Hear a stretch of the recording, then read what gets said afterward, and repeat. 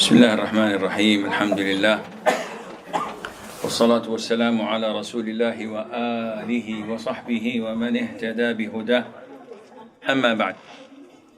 Now we come to the final chapter of this crash course, and it deals with the difference of opinion among scholars. So many times people ask, if we have the Quran, if we have the Sunnah, and we know what is authentic and what is not, why do we have difference of opinion between scholars? And why do we cater for it? Why do we accept it? Why do we tolerate it? Well, first of all, you have to understand that the amount of knowledge you and I possess does not come even close to a small percentage of the previous ulama before us. Now, when we studied the school of Abu Hanifa, Malik, Shafi'i, Hanbali, and we studied their beginning and establishment and the final writing and the scholars that came in, it's even difficult for us to remember the names, which means that there's so many of them. Now, do you mean to tell me that you know more than them? This is unacceptable. So, what and how do we deal with such difference of opinion between scholars? How can we cater and tolerate this? First of all, when did the difference of opinion start? It started at the time of the companions. Why? They were companions. They knew what we do not know. Yes, but after the death of the Prophet ﷺ, they traveled to different places. Abdullah ibn Mas'ud, Iraq. Abdullah ibn Umar, Zayd ibn Thabit,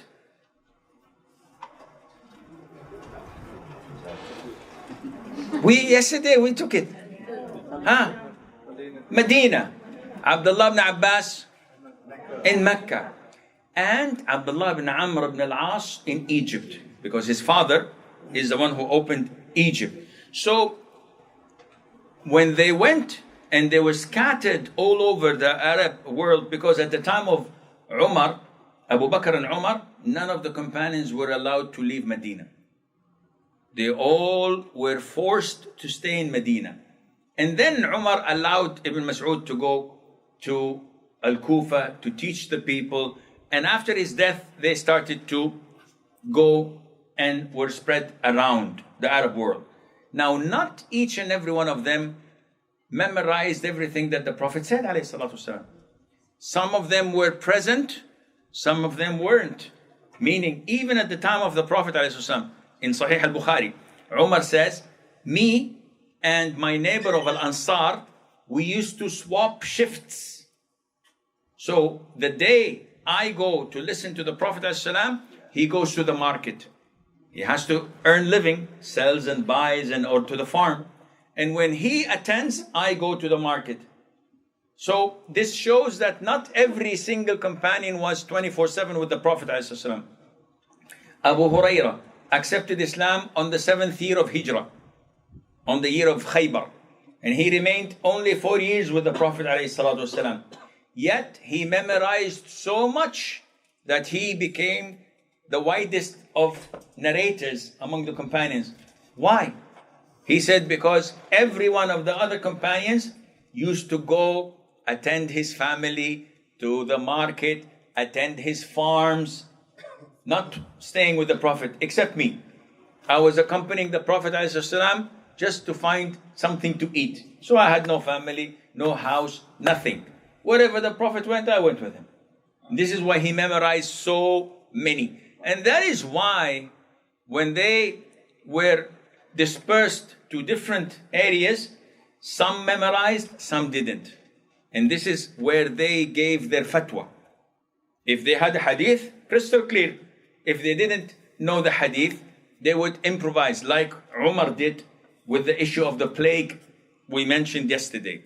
He didn't know the hadith, He improvised, came with a fatwa, but his fatwa was according to the sunnah of the Prophet ﷺ, alhamdulillah. Okay, what are the reasons of difference of opinion among scholars? There are two main reasons. The first one is the dispute in the proof itself's authentication and validation. What is it?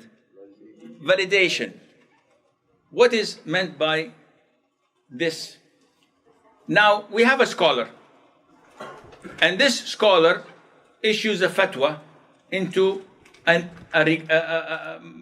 problem that arises. Now, another scholar gives a totally complete different fatwa. Why would they differ? One, because the other person did not receive the proof. He never heard of it. Give an example. Ammar ibn Yasir, and let me give you another fatwa. Umar ibn al-Khattab was once in his home. One of the companions knocked the door. He said, Assalamu alaikum wa rahmatullah. He did not reply. Assalamu alaikum wa rahmatullah. Assalamu alaikum wa rahmatullah. Third time, he left. By the time he left, Umar attended the door and he saw the companion going. He said, come. Where are you going? He said, I followed the sunnah where the Prophet said, give salam 3 times. If not, then move. Umar immediately said, you bring me a witness that this hadith is authentic or I will flog you. The companion was terrified. What, is this crazy? He said he went to the other companions and they saw his face pale. He said, what's wrong? He said, Umar is going to flog me. This and this and this happened. They started laughing. And they said to him, we will send the youngest of us, the companions, to go and testify with you. Meaning that we all know the ruling. So he went with this companion and he testified and he accepted. He said, I did not say this because I'm accusing you of lying, but I just wanted people to verify when they narrate the hadith of the Prophet. It means that Umar did not know.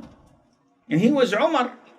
So, one, the proof does not reach the scholar. And this is accepted long ago. When a scholar in Yemen gave a verdict, though there was a hadith with another scholar in Iraq, he did not hear of. And this is why, if you read Abu Hanifa, Malik, Shafi'i, Ahmad ibn Hanbal, all of them in their biography say, whenever the hadith is authentic, this is my madhab. Meaning, I don't know, maybe I missed the hadith. But if the hadith comes and it's authentic, khalas. And this is a reminder of what Shafi'i said to Ahmad. Shafi'i said, Ahmad, whenever you get a hadith that is authentic, update me, because I will follow it. Number 2, the proof is not authenticated by the scholar. Meaning that the hadith or the proof reaches the scholar, but he doesn't believe in its authenticity. The other scholar believes in its authenticity. That's why we have a difference of opinion. Example, Asma bint Abi Bakr entered at the Prophet ﷺ wearing thin clothes. The Prophet looked the other way and said, Asma, don't you know that when a girl reaches puberty and she becomes a woman, it is not permissible to be seen from her except this and this? He pointed to his face and his hands. So those who believe that face cover is not mandatory use this hadith. Other scholars say, no, this hadith is weak and it has 3 defects in it. And they point out, so they do not accept it. So the hadith is the divider between accepting or not accepting this verdict. So it might reach the scholar, but he doesn't think of its authenticity while the other does. And this is why we have difference of opinion. Finally and thirdly, the proof does not validate it or is not validated by the scholar, meaning that the hadith reaches me, I believe it is authentic, but I don't believe that it fits the problem that we are addressing and talking about. I think that it has a different meaning to it. And this is found so many times. For example, and this is I'm putting from my head, and this is something I'm very angry with. In Al-Hanbali fiqh, one of the things that invalidates your wudu is not found in the other three schools of thought. And what is that? Eating camel's meat. The only madhab that says it invalidates wudu is the madhab of Al-Hanbali. I looked into it. Maybe the hadith is not authentic. The hadith is in Sahih Muslim. So all of the scholars agree that this is authentic. So why did Abu Hanifa, Malik and Shafi'i say it does not invalidate? Look into the hadith itself. The Prophet was asked, alayhi salatu wasalam, O Prophet of Allah, do we perform wudu from eating camel's meat? The Prophet said, yes. Full stop, khalas. Yeah. And not only that, he compared it with, in the same hadith. So they said, okay, Prophet of Allah, do we perform wudu from eating mutton's meat? Sheep meat, not sheep, sheep with S. Huh? And the Prophet said, if you wish. Meaning that it doesn't invalidate your wudu. Now these two hadiths, you don't have to be a rocket scientist to understand. Yes, if you wish. It invalidates wudu, it does not. The same hadith, it's not a different chapter. It's the same hadith. Okay, Abu Hanifa, Malik, Shafi, what's wrong with their minds? Why would they reject such a hadith? Do not jump to conclusions. This is what's happening. When you jump to conclusions, they don't understand. I don't believe in schools of thought. These guys they don't praise the hadith of the Prophet. They do not respect. Now you jump to conclusions and you base and you put facts and you accept them as facts. While because of your ignorance, you don't know where they came from. Okay, where did they come from? They came from the hadith of Jabir ibn Abdullah, may Allah be pleased with him and with his father. When he said that the last thing we were ordered is not to perform wudu from anything that was cooked with fire. Meaning that in the beginning of Islam, any food that was cooked through fire, you have to perform wudu. That was established. But then this was what? Abrogated. So when it was abrogated, the three schools of thought that the hadith of the camel's meat was also included in that. Easy. So the hadith reached them. The hadith is authentic, but it is not validated by the scholar. They do not think it fits this issue. Clear? Now, my understanding to it, because I'm a Hanbali, I stick with the Hanbali because it goes in line with the Quran and Sunnah. I would say their validation, their acceptance of hadith of Jabir ibn Abdullah is valid. But if the Prophet ﷺ was asked in these two cases of camel and mutton, he would have said in both, if you wish. Because mutton, if it was haram to, if it invalidated wudu, it would have invalidated it according to Jabir Abdullah before it was abrogated. But this hadith proves that this was an exception. So yes, food that is cooked does not affect your wudu, except camel's meat. And the hadith is crystal clear in it. So if you understand where each and every scholar and school of thought came from, you respect them. But when you have narrow knowledge, you just simply saw a hadith, you took it, and you started pointing fingers at all schools of thought. They don't understand, they don't pay attention, they don't respect the hadith. Then you prove your ignorance to the whole world. Moving on to the second reason. The second reason is that there is a dispute in the proof's meaning and understanding. Now, the first, we had a dispute whether it is authentic, validated or not. Now in the understanding. So one of the ways that would cause difference of opinion among scholars is that, yes, I have a proof, it is authentic, but the understanding or the meaning is problematic. So we encounter other proofs contradiction. So for example, we have an issue regarding touching the private parts.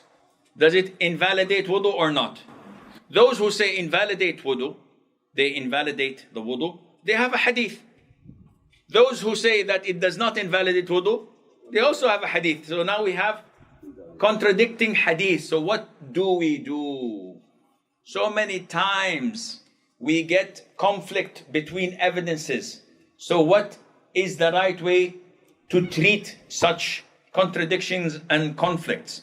Scholars say, one, whenever you have two conflicting evidences, ayah against ayah, hadith against hadith, ayah against hadith, what do? He said, stage number one, try your level best to reconcile. What do you mean, Sheikh, by reconcile? Meaning that in usulul fiqh, in the fundamentals of fiqh, we have something called am, meaning general, and we have something called khas, meaning specific. So if I come to an ayah where Allah Azza wa Jal says, حُرِّمَتْ عَلَيْكُمُ الْمَيْتَةُ وَالدَّمُ وَلَحْمُ الْخِنْزِيرِ, it has been made haram and unlawful for you, al-mayta, dead meat, blood and the meat or the flesh of the swine. This is what? This is general. But then I come to a hadith where the Prophet ﷺ says, two bloods and two dead meat are made halal for my ummah. So the bloods are the liver and the spleen, and the meat is the locust and the fish. If you're sailing in a boat and you find a big salmon fish floating on the water, dead, can we eat it? Yes. But Allah says, حُرِّمَتْ عَلَيْكُمُ الْمَيْتَةِ, it is made unlawful for you, the dead meat. So conflicting. What do I do? What do I do? Then you get light on top of your head. Now I understand. One is general, meaning every single dead meat and blood is haram. And one is except. This is specific. So this, in usul al-fiqh, you find this hundred of examples in Quran and Sunnah. Without it, you will not become a Muslim. This is why you need scholars to tell you that this is general and this is specific. And there are so many cases, even the ayah itself, though general, it is made unlawful for you, dead meat and the blood, at the end of it, except those who are forced to do it. So now I'm in a desert, I'm stranded, I'm starving to death, I find a donkey. It's not even slaughtered, it's a donkey, it's a dead meat. Should I eat or not? I must eat. I have to. But I do not feast. I eat just to live, not invite the people, come. We have donkey, I'm making rosto, and I'm making biftek, I'm making T-bone. No, you just eat what's sufficient for you and that's it. So this is stage number one, to reconcile. I'm met with two contradicting and conflicting evidences. I try to reconcile. No possible. I cannot. What to do? Stage 2. I have to look for the dates and the timing. Whatever comes before the other, then it is abrogated. So the later is abrogating the first. How do I come to know this? Through the timing. We have a hadith stating that it is prohibited to do so and so and so. And after 5 years, the Prophet said, it's okay. So for example, one hadith, the Prophet said, do not visit the graves. Khalas. We are not allowed to visit the graves. In another hadith, the Prophet said, I used to deny you from visiting the graves. Now, go ahead and visit them because it reminds you of the hereafter. So immediately, the first hadith, if I take it and embrace it and neglect the other one, I'm following the wrong methodology. But when I apply the other one, it is abrogated, khalas. I'm in good hands. Number 1, reconcile. Number 2, try to know one is abrogating the other. If I'm met with two evidences that are not willing to reconcile, and I'm not able to know which came first, because in order to know whether it's abrogated or not, I have to have what? The date. Without the date, I cannot just simply say, khalas, it's abrogated. And by the way, abrogation is mentioned in the Quran. Allah says in Surah Al-Baqarah, مَا نَنْسَخْ مِنْ آيَةٍ أَوْ نُنْسِهَا نَأْتِ بِخَيْرٍ مِّنْهَا أَوْ مِثْلِهَا.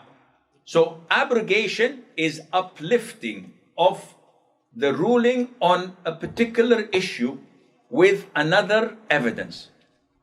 So in the beginning, mut'ah, marriage was allowed because they were in deep need. The Prophet allowed it for a period of time, but then it was made prohibited. You cannot come to the first incident and say, oh, mut'ah halal, because the abrogation is there. But what are the types of abrogation? There are, let's say, 3 types. I don't know. Yeah, let's see 3 types. If there are more, I will add them, inshallah, on the way. And we can edit the filming and put for them. So there are 3 types of abrogation. 1, abrogation of the recitation while the ruling remains. Yani you will open the Quran, there is nothing mentioned in the Quran, but the ruling of the ayah that was uplifted remains. Example, stoning. Umar ibn al-Khattab said, may Allah be pleased with him, it was revealed in the Quran that we stone, but then it was abrogated and the ruling remains. And this is the consensus of all scholars of Islam. Stoning for the adulterer exists. So this is abrogation of the recitation. You don't recite it, but the ruling is there. Number 2, abrogation of the ruling while the recitation remains. Example, so many. One of them in Surah Al-Mujadilah. يا أيها الذين آمنوا إذا ناجيتم الرسول فقدموا بين يدي نجواكم صدقة. You know this, and you know the meaning. Learn Arabic. This ayah is referring, as Ali ibn Abi Talib says, this ayah, I'm the only one who applied it in the world. When the people used to ask the Prophet ﷺ, there were so many. So imagine the Prophet is with you. Will you leave him? He will stick 24/7 with it. Prophet of Allah, what's the ruling on this? If I do this, what I would do? Oh, Prophet of Allah, give me advice. Oh, Prophet of Allah, my heart is dying. I need to revive my iman. Oh, Prophet of Allah, my wife is nagging. How do I treat her? So they bombarded the Prophet ﷺ with so many questions. So Allah revealed this ayah. Whenever you want to speak to the Prophet, give sadaqah. Nobody came. This is expensive. I have to go to speak to the Prophet. I have to give money to the poor. Ali says, I was the only one who applied this. Because when this ayah was revealed, I wanted to speak to the Prophet. I took my ring and I gave it in charity and I spoke to him. Then it was abrogated. Allah uplifted it. But we still recite the ayah and we do not implement it. Likewise, in the ayahs of gradually prohibiting intoxicants. So the first two ayahs, are they applicable in the ruling? So you do not approach salah when you are intoxicated. So now I can drink after Isha? No. This is abrogated. It's totally prohibited. So this is stage number 2. Stage number 3 is the abrogation of the recitation and of the ruling. So what do we do with this? So the biggest and most famous example, as the scholars say, is the hadith of Aisha, may Allah be pleased with her. She said, among the Quran that was revealed to the Prophet ﷺ, that 10 sucklings makes prohibition. This was revealed in what? In the Quran. If a mother suckles a child 10 meals, it will be that child will become her own. And it was abrogated to 5. So now the 5 is abrogated, recitation or ruling? The second 5. Recitation or ruling? Recitation. It's not found in the Quran. But the ruling is applied. 5, if she suckles the child 5 meals, he is her son. The 10 is abrogated recitation and ruling. Because it's not in the Quran, and also the ruling is not applicable. So I hope this is understood, inshallah. What brought us to this subject? Okay, yes, number 2, or number 1. Encountering proof contradictions. This is abrogation, etc. Number 2, dispute in the meaning of the words. Why would schools of thought differ if the ayah is crystal clear to them? And I give you an example of وَالْمُطَلَّقَاتُ يَتَرَبَّصْنَ بِأَنفُسِهِنَّ ثَلَاثَةَ قُرُوء. What is the meaning of quru? This ayah in chapter 2 deals with the iddah. What is the meaning of iddah? The waiting period. Whether it is after divorce, after khul' or after death. The iddah can be as short as 1 minute.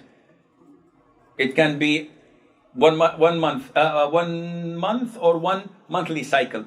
It can be 3 monthly cycles or 3 months. And it can be 4 months and 10 days. And it can be until she puts her pregnancy. So it can be 8 months maybe, depending on how long it will take. These are different types. So when we come to the ayah of 3 quru, there is a difference of opinion among scholars in the meaning of qur. Is it purity or menses?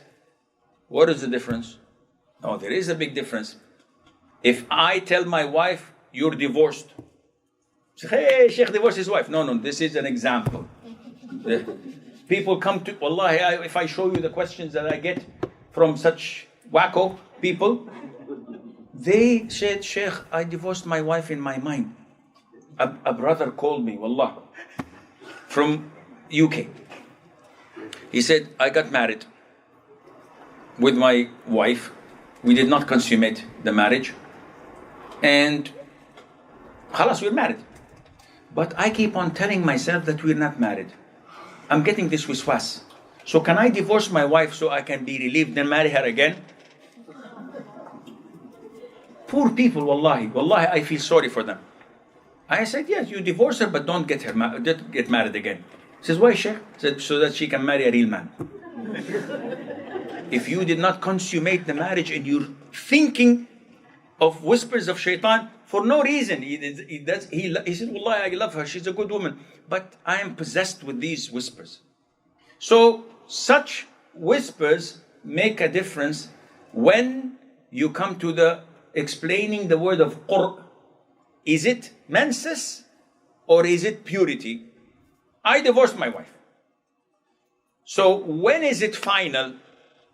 Because in the 3 monthly cycles, she is still my wife, though we don't have any hanky-panky, no monkey business. But she cooks, she lives with me, she sleeps in the same bed, no intimacy at all. After the iddah period is over, khalas, she goes her way, I go my way. But when is it exactly over?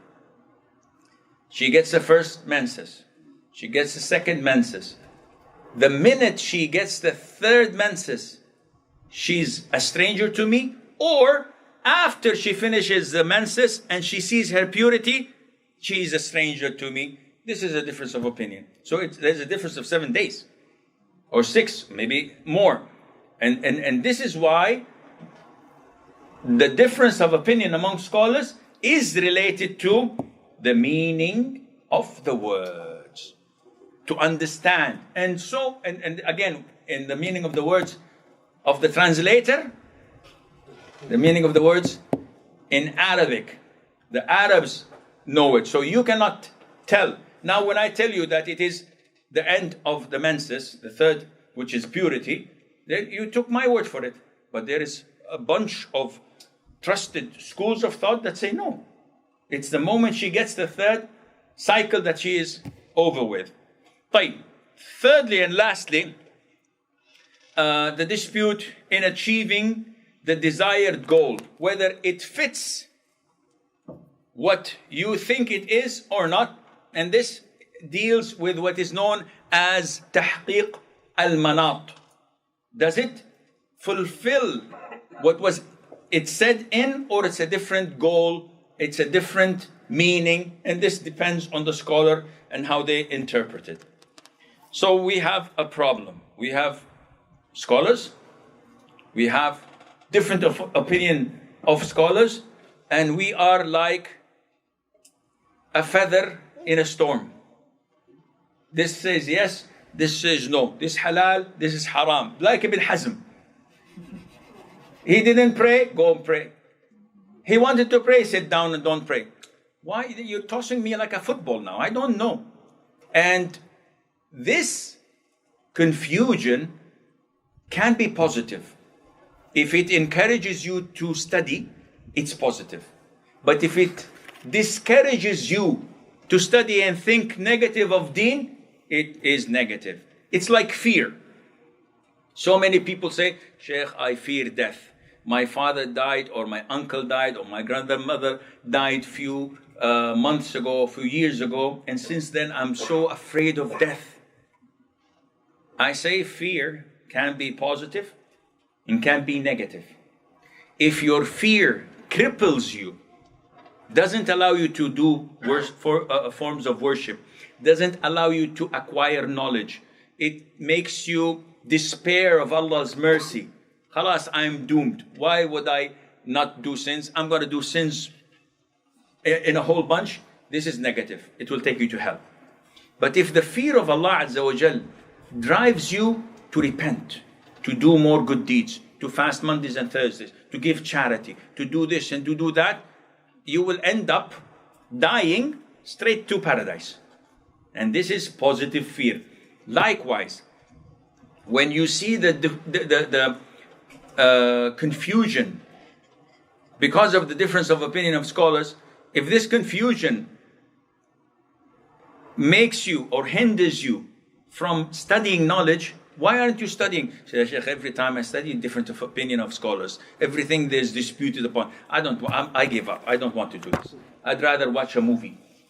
This is negative. But if it encourages you, like it did with Ibn Hazm, why people are tossing me right, left, and center? I'm going to study my religion. I'm going to memorize Quran. I'm going to try my level best to reach what Allah is pleased with. Then this is a positive thing. So, what or how to deal with the difference of opinion among scholars. One, dispute should not be a reason of malice and discord. If I disagree with you in an opinion that is legitimate, you're following the Shafi'i school of thought, I'm following the Hanbali school of thought, I respect you. A brother or two or three, I don't know how many, just asked me a while ago, and I get this question so often on my website, and they say, in Malaysia, in Indonesia, they have qunut of Fajr. According to the Sunnah, this is not part of the Sunnah. The Prophet did it 1 month, then stopped, because Allah ordered him to stop. Shafi'is don't believe that. They believe it's part of the religion. So people ask me, Sheikh, when I pray in a masjid and the Imam is Shafi'i, what should I do? You have two options. One, fold your hands or put it down depending on what you believe, and don't say Ameen. Just wait until he finishes. Second is you participate. So you raise your hands and you say Ameen, and this is what I would do. Sheikh, you just said it's not from the Sunnah. Yes, it is not from the Sunnah, but the Imam believes it is from the Sunnah. This is his conviction. And all those who pray behind him, they believe that they're doing something that is according to the Sunnah. And the madhab itself is one of the 4 accepted and renowned madhabs of the Muslims. So why would I not follow? I would follow. I have no problem. I go to Pakistan. I pray witr. And the witr, they pray the last 3 rak'ahs like Maghrib. In the second rak'ah, they sit for tashahhud. And the Prophet denied us, ﷺ, prohibited us from a hadith. Ibn Hajar al-Asqalani authenticated it. So I go there. When they do this, I leave. No, I pray with them. Sheikh, it's against the Sunnah. Yes, but the Imam believes it's part of the Sunnah. My dispute should not be based on malice and hatred and grudges. He believes what he believes. The Imam he follows is reliable and accepted and school of thought. I would follow. I have no problem. 2, dispute should be excused in areas of ijtihad. Again, we accept one another's ijtihad. The Imam of Maliki school did his level best and reached a conclusion I disagree with. But I appreciate that this is what he believed, and I give him the benefit of the doubt. Not to start to clash and yes, my way or the highway. 3, I avoid, the translation is permission sniffing. Let us call it fatwa shopping. Let's just call it cherry picking. Sniffing with heroin, yes, maybe, but not with this. So the translation is wrong. And may Allah be pleased, and may Allah Azza wa Jal forgive the one who translated. This is my brother. I'm so lazy to spend time on this. So I gave him this. He designed it, and he's retired. He's old and grumpy. But Zallah khair, he devoted the time. He translated it to the best of his knowledge. So okay, it's cherry. Twin brother? I don't have twins. No, the grumpiest is in the family. But no. It has nothing to do with the twins. I'll get you inshallah. You go walking, huh? You're not coming. So it is cherry picking. Now, we've established, we accept the 4 schools of thought, right? They are accepted to all of us. What is not accepted is cherry picking. Meaning that I select whatever I desire by searching in different schools of thought. I will definitely find it. For example, I'd like to drink wine, red wine, 1986. It was a good year. So I look in the schools of thought. Shafi'i haram, Maliki haram, Hanbali haram, Hanafi. Hanafi. Hanafi has a very moderate way of looking at nabith. Not original wine, but they say that if you leave the juice for 3 or 4 nights until it stings a little bit, then you can drink it. The other schools of thought say no. After the third night, you have to throw it away. And this is what the Prophet used to do. The Prophet used to like to drink water that had some fruit in it. So usually they would put dates. So first night he would drink it, second night he would drink it, third night he would throw it away. Because this is where it most likely would begin to change. Not intoxicating, but it will begin. So Hanafi school of thought, they have a little bit wider time frame. So I think, okay, the nabith is okay, I will take it. Fatwa shopping is very dangerous because you will be making a new religion. How? And this is why half a student of knowledge is dangerous to Islam than shaitan. What do you mean by half? He's not full-fledged, he's half. So I am in Malaysia and I meet a woman and I say, marry me. She said, yeah, you have to come and talk to my father. I said, no need. Abu Hanifa says that the guardian is not important. This is a Hanifa school of thought. They say that it is not part of the religion. A woman who can sell and buy property, she's entitled to give herself to marriage. She doesn't need a guardian. The vast majority of schools of thought say haram. Because the Prophet said, there is no marriage valid without the guardian and the two trustworthy witnesses. So she said, okay, you're the sheikh. No guardian, no guardian. But there are no witnesses. He says, yes, Imam Malik says that it's not required to have witnesses. She said, Wallah, I didn't know. He said, you should have attended my class. This is your problem. She said, okay, what about the mahar?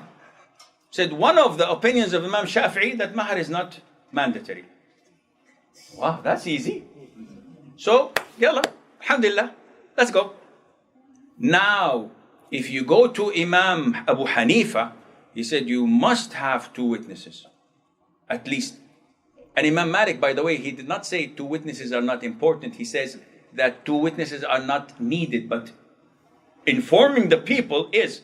So even if you don't classify 1 and 2 as witnesses, just making it in an open area is enough. These are all witnesses. And the mahar as well. So you get into technicalities. At the end of the day, this is what is known as dating. But you called it marriage because of your fatwa shopping. Selecting what you want according to your own desires. My wife comes, says, I'd like to travel to Medina by airplane. I said, I don't have time. I don't have money. And I don't feel like going to Medina. Makkah is closer to me. She says, no, I want to go to Medina. He says, okay. Remote control, channel 1. And music is halal, and you can do this, but you must not travel without a mahram. Channel 2. Music is haram, but traveling without a mahram is permissible. Okay, you can leave. This is fatwa shopping, and this is what people are doing nowadays. You first come to a choice and a conclusion. What do you want? I want to smoke. Now I look for the justification and the reason. Hanafi, haram. Hanbali, haram. Shafi, haram. Maliki, haram. Everybody's saying haram. Then I open a clip by an Egyptian actor in a movie. He's a comic movie, 30, 40 years ago. And he's talking about hashish, drugs. He said, if it's haram, we're burning it. And if it's halal, we're smoking it. So I said, that's good. Good justification. If it's haram, we're burning it. So this is fatwa shopping that will take you straight to hell. Inshallah. Why? Because you're bringing the conclusion and then you're searching for anything that supports it. And this is not a Muslim. A Muslim opens the Quran, whatever is in the Quran I will follow. Whatever is in the Hadith I will follow. Not the other way around. I do not bend the rules and formulate them so that they would suit my own opinion. And finally, the last point of our course is that you have to acknowledge that there is only one correct opinion at the side of Allah. With all these different opinions of the scholars, only one of them is right. If you acknowledge this, you know that you have to thrive. No, you have to strive. Thriving is when you get knowledge and you grow up.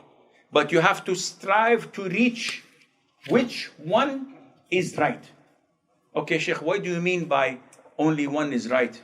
Now, 4 schools of thought. One says, on a particular issue, obligatory. One says, haram. One says, recommended. One says, makruh, not recommended. Which one is right at the side of Allah? It is wrong to say all of them. Because Allah says, فَمَاذَا بَعْدَ الْحَقِّ إِلَّا الضَّلَالِ. What is there after truth except going astray? At the side of Allah, truth is only one. Now, He is rewarded for missing the truth, but for doing his ijtihad and doing his best to reach it. He did not make it, he's rewarded once. He is rewarded twice for doing his best and reaching the right conclusion. So if we believe and understand this, all the 4 schools of thought are doing their level best, but only one of them is on the right path. Only one of them is accepted by Allah Azza wa Jal, yet all of them are rewarded. Insha'Allah, we will not have any dispute among us. And Allahu A'lam wa nisbatul ilmi ilayhi aslam. Wa sallallahu wa sallam wa barak ala abdihi wa rasulihi nabiyina Muhammad wa ala alihi wa sahbihi ajma'in.